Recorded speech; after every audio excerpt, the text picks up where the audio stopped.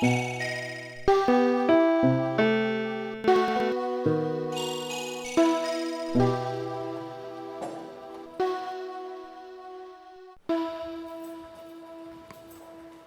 fait 40 ans que j'habite en France. Je vis de mon travail, je expose. Montpellier qui organise une exposition pour le bicentenaire de naissance de Kobe.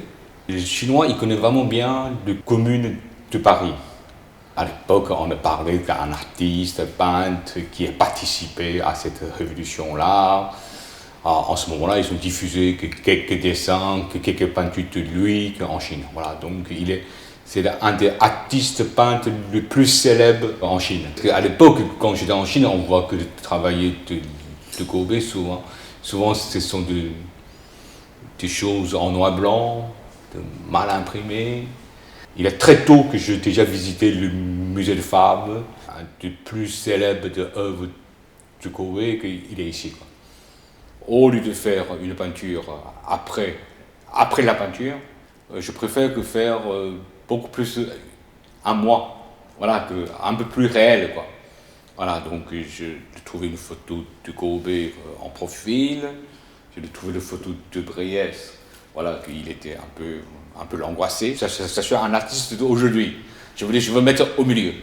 Voilà, c'est pour ça que c'est une rencontre impossible, mais pas par rapport à la peinture de rencontre, voilà, mais inspiré de tout ça, quoi. Voilà, je pense que c'est une peinture inscrite en plein d'aujourd'hui, qui est très important.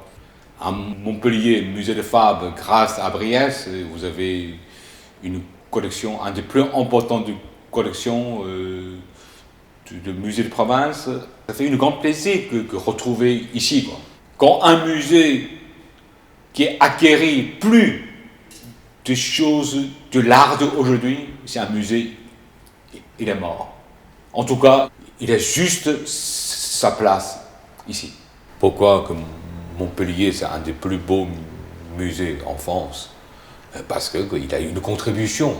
Voilà, que c'est pour ça que les musées de Montpellier, ils sont basés sur la donation de les gens qui sont nés ici.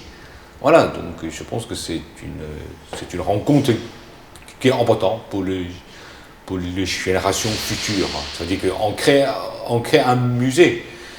Voilà, c'est pour soi-même, c'est pour le futur.